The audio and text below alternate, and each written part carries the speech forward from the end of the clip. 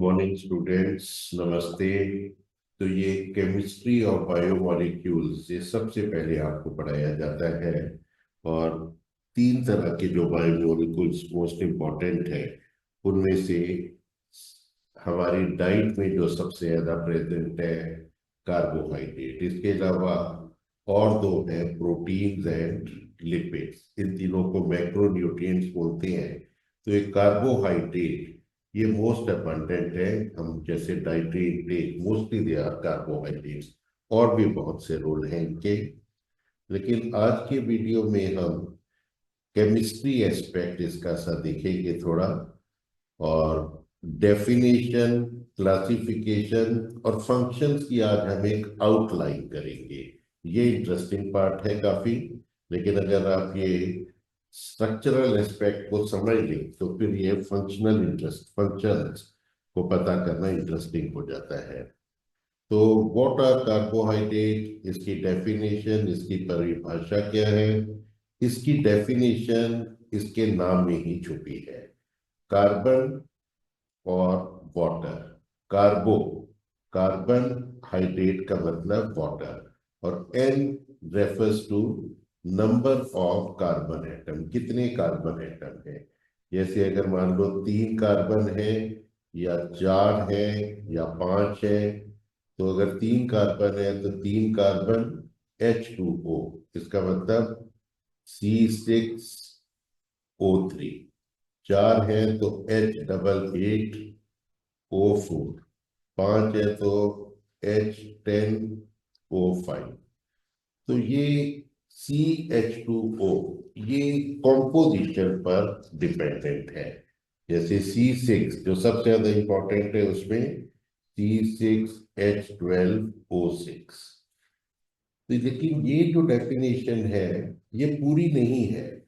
कुछ एक्सेप्शंस हमेशा हो जाती हैं। ये अनमॉडिफाइड में तो ठीक है। जैसे फॉर एग्जांपल एक एक्सेप्शन मैं बता रहा हूँ, राइबोस और डीऑक्सी राइबोस। राइबोस आपको पता है कि ये आरएनए में होता है, डीऑक्सी राइबोस होता है डीएनए में। बट अगर नाम से ही देखो डीऑक्सी राइबोस, इसमें एक ऑक्सीजन कम होगी। C5H10O5 के बजाय इसमें O4 होगा। तो ये डेफिनेशन ठीक नहीं बैठी यहाँ पर। तो कुछ एक्सेप्शंस है। उसके अलावा कुछ कंपाउंड्स हैं जो CH2O इस कॉम्पोजिशन की होती है, लेकिन वो कार्बोहाइड्रेट नहीं होते। Simplest example acetic acid. तो हमको कोई बेटर डेफिनेशन ढूंढनी पड़ेगी। हम बिल्डअप करते हैं उस डेफिनेशन को। पहली बात, लीनियर चेन ऑफ 3 या उससे ज्यादा कार्बन एटम होंगे। जैसे यहां पर है 1 2 3। इनमें से एक कार्बन डबल बॉन्ड करता है ऑक्सीजन के साथ, ये आप देखिए ऑक्सीजन। बाकी कार्बन हाइड्रोक्सिल ग्रुप के साथ अटैच होंगे, OH, OH। तो ये सिंपलेस्ट कार्बोहाइड्रेट है जिसको हम ग्लिसरॉल्डिहाइड बोलते हैं। और ये डबल बॉन्ड, एक दूसरा यहाँ दिखाया गया है 1 2 3, OH, OH। और फर्स्ट कार्बन पर डबल बॉन्ड ऑक्सीजन के साथ है, तो ये हो गया। इसी तरह से बाकी भी है। तो हम इनको बोल सकते हैं polyhydroxy compounds with carbonyl group. Carbonyl का मतलब डबल बॉन्ड ऑक्सीजन वाला। और their condensation product, polyhydroxy aldehyde और पॉलीहाइड्रोक्सी कीटोसिस और देयर कंडेंसेशन प्रोडक्ट्स, ये होते हैं।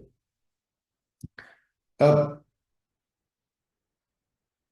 ये कार्बोहाइड्रेट्स की हमने डेफिनेशन को काफी एलॉबरेटिव तरीके से देख लिया। अब हम देखने वाले हैं क्लासिफिकेशन। क्लासिफिकेशन डिपेंड करती है नंबर ऑफ कार्बन एटम्स। अब जैसे फॉर एग्जांपल जो सिंपलेस्ट फॉर्म होती है, जो सिंपल सिंगल यूनिट वाले, उनको मोनोसेक्राइड बोलते हैं। और जैसे हमने बोला था, इनके हर एक कार्बन पर हाइड्रोक्सिल ग्रुप होता है एक को छोड़कर, और उस एक पर कार्बोनिल ग्रुप होता है। या एल्डिहाइड ग्रुप होगा या कीटो ग्रुप होगा। डाइसैकराइड ये कॉम्प्लेक्स फॉर्म है, इसके अंदर दो मोनोसैकराइड होंगे, कोवेलेंट लिंकेज होगी। ऑलिगोसैकराइड में फ्यू टू 15, 4, 8, 10, 12 लाइक दैट। और पॉलीसैकराइड बहुत बहुत बड़े होते हैं, इनमें सैकड़ों की तादाद में, हजारों की तादाद में मोनोसैकराइड ज्वाइन होते हैं। तो पॉलीसेक्राइड सबसे ज्यादा कॉम्प्लेक्स, उससे छोटे ऑलिगो, और सिर्फ दो के बने डाइसेक्राइड, और सबसे छोटे और सबसे सिंपल है मोनोसेक्राइड। मोनोसेक्राइड को हम ये भी बोल सकते हैं building block of all carbohydrates. बाकी सारे जो ये कॉम्प्लेक्स कार्बोहाइड्रेट्स हैं, ये मोनोसेक्राइड से मिलकर ही बने होते हैं। Can not be hydrolyse further, इनको और नहीं तोड़ सकते। तो ये हमने देखा कॉम्प्लेक्स फॉर्म, दो का, ज्यादा का, पॉलीसेक्राइड बहुत बहुत ज्यादा का। और ये जो होते हैं, हमने बोला कि जैसे डाइसेक्राइड के अंदर दो हैं, तो ये दो कोवेलेंट लिंकेज से लिंक्ड होते हैं। कोवेलेंट, स्ट्रॉन्ग कोवेलेंट लिंकेज, जिसको हम बोलते हैं ग्लाइकोसाइडिक बॉन्ड। और ये डाइसेक्राइड हम थोड़ा सा अभी देखेंगे, उनके कुछ एग्जांपल्स भी। लेकिन सबसे पहले हम मोनोसेक्राइड का सब क्लासिफिकेशन पर आते हैं। मोनोसेक्राइड को तीन तरह से क्लासिफाई किया जा सकता है। कितने कार्बन एटम है? फॉर एग्जाम्पल, अगर तीन कार्बन एटम हो टेट्रोज बोलेंगे, पांच कार्बन हो तो इसको पेंटोज बोलेंगे। ये आप देख लीजिए, तीन का ट्रायोज, चार का टेट्रोज, पांच का पेंटोज, छह का हेक्सोज, ये सबसे ज्यादा इंपॉर्टेंट है, और ये सात का। दूसरा क्राइटेरिया है क्लासिफिकेशन का according to nature of carbonyl group. जैसे हमने देखा था, एक के अंदर CHO था तीन कार्बन वाले पर, दूसरे पर CO था दूसरे कार्बन पर। तो अकॉर्डिंगली या तो देखो एल्डिहाइड ग्रुप होगा या कीटोन ग्रुप होगा, कीटोन ग्रुप। अकॉर्डिंगली उनको या तो एल्डोज बोलेंगे जब एल्डिहाइड ग्रुप होता है, या कीटोन्स बोलेंगे जबकि कीटोन ग्रुप होगा। अब जैसे फॉर एग्जांपल, इसका एग्जांपल अभी देंगे, 6 वाले का ग्लूकोज, इसमें एल्डिहाइड ग्रुप है, फ्रक्टोज कीटो ग्रुप है। और ये हमने शुरू में डिस्कस किया था, तीन कार्बन वाले का एल्डिहाइड, या इसको एल्डोज बोलेंगे, वो ग्लिसरॉल्डिहाइड है, और कीटोस डाइहाइड्रोक्सी एसीटोन है। बाकी भी देख लीजिए, ये कुछ एग्जांपल है, आपको ज्यादा इसको रखने की जरूरत नहीं है। तो ये दो क्लासिफिकेशन क्राइटेरिया हमने कर लिए। तीसरा है डी और एल शुगर। इसके लिए आप देख लीजिए इसको। अब ये जैसे फॉर एग्जांपल डी ग्लूकोज और एल ग्लूकोज एग्जैक्टली सेम है, ये बस सिर्फ एक दूसरे की मिरर इमेजेस है। तो इसके बारे में एक और वीडियो ऑलरेडी मैं अपलोड कर चुका हूँ, आइसोमेरेज बिन कार्बोहाइड्रेट्स। तो अभी यही हम रुक जाते हैं। तीसरा क्राइटेरिया, इसको थोड़ा सा हम रिवाइज, ये एक पॉइंट बता दें, हमारी बॉडी के अंदर जितने भी कार्बोहाइड्रेट्स हैं वो सारे डी फॉर्म में होते हैं, एल फॉर्म नहीं होता। अच्छा, एक है, हमने जैसे देखा था, ये इसको हम क्या बोलेंगे, aldehyde group. So glucose is an aldose, और fructose the commonest ketose sugar, इसके अंदर कीटो ग्रुप है तो इसको कीटोस बोलेंगे। यहां पर भी आप अपने आप ही एक्सरसाइज कीजिए कि ये एल्डोज है या कीटोस है, right.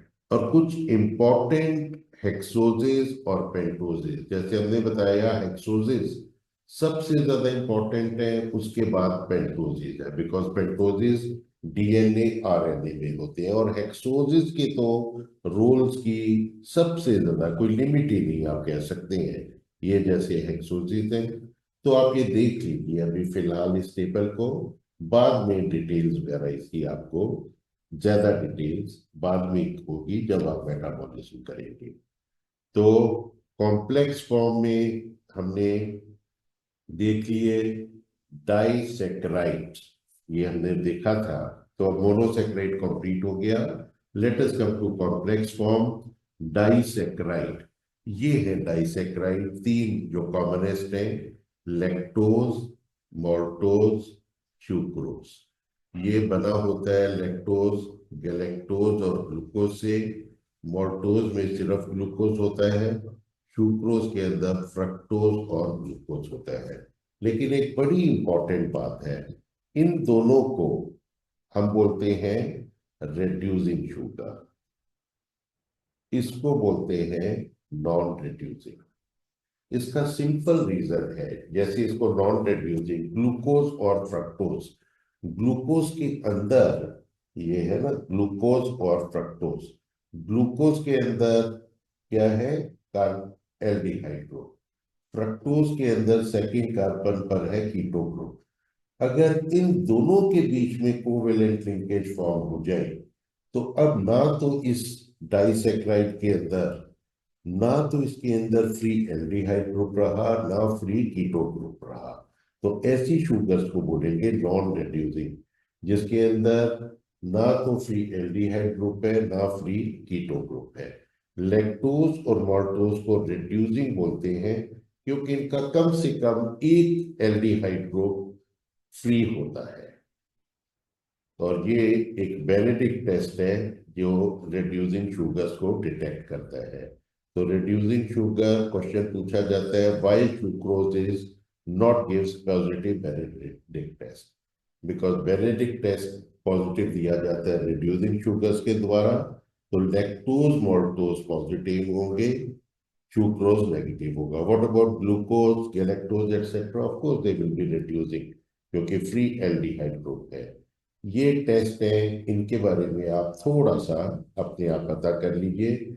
Molisch for carbohydrate, Barfoed for monosaccharide, Seliwanoff for keto sugar, और ओसेजोन टेस्ट कार्बन फर्स्ट और सेकंड पर डिपेंड करता है। ये प्रैक्टिकल्स में आपको और डिटेल बताई जाएगी। चलो, तो हमने यहां पर ये रेड लाइन का मतलब था, मैंने सोचा कि आज आपको डाइसेक्राइड ओलिगोसेक्राइड का बता देते, के बारे में बात कर लेते हैं। ओलिगोसेक्राइड है जैसे ग्लाइकोप्रोटीन, ग्लाइकोलिपिड, मेम्ब्रेन का अगर आप याद करें तो मेम्ब्रेन के ऊपर शॉर्ट ओलिगोसेक्राइड चेन्स होती है। तो आपको इससे ज्यादा जानने की, इनके नाम जानने की कोई जरूरत नहीं है। ओलिगोसेक्राइड कुछ स्पेसिफिक फंक्शन करते हैं और ओलिगोसेक्राइड प्रोटीन के साथ या लिपिड के साथ अटैच्ड होते हैं। तो आप रिवाइज कीजिए, इसको कनेक्ट कीजिए मेम्ब्रेन्स के साथ। पॉलीसेक्राइड आज हम इसका एक सेपरेट वीडियो बनाने की कोशिश करेंगे। इसकी क्लासिफिकेशन सिर्फ देख लेते हैं आज। होमोपॉलीसेक्राइड, हेट्रोपॉलीसेक्राइड। तो होमोपॉलीसेक्राइड में एक ही तरह के मोनोसेक्राइड होंगे जो कि ग्लाइकोसाइडिक बॉन्ड से लिंक होंगे। जैसे फॉर एग्जांपल ग्लाइकोजन, इसके अंदर glucose glucose glucose glucose glucose glucose बहुत से ग्लूकोज होंगे। सेलुलोज, उसके अंदर भी ग्लूकोज ग्लूकोज बहुत से ग्लूकोज होंगे। हेट्रोपॉलीसेक्राइड्स के अंदर तो ये थोड़ा सा और देख लेते हैं। मैंने ये सेलुलोज, स्टार्च, ग्लाइकोजन, ये होमोपॉलीसेक्राइड है, सिर्फ ग्लूकोज से मिलकर बने होते हैं। इनमें आपस में कुछ डिफरेंस है जो हम बाद में करेंगे। पॉलीसेक्राइड का अलग वीडियो होगा। आज आउटलाइन देख लेते हैं। काइटिन, इन्यूलिन, डेक्स्ट्रिन, डेक्स्ट्रा, इसके इन दो के अंदर सिर्फ ग्लूकोज रेजिड्यूज हैं, और इन्यूलिन के अंदर fructose fructose fructose fructose fructose, chitin के अंदर ये है। और इनका रोल आप सिर्फ आउटलाइन आपको देखनी है। ये एक्सोस्केलेटन में होता है, इसका एक क्लिनिकल रोल है ग्लोमेरुलर फिल्ट्रेशन रेट वगैरह करने में।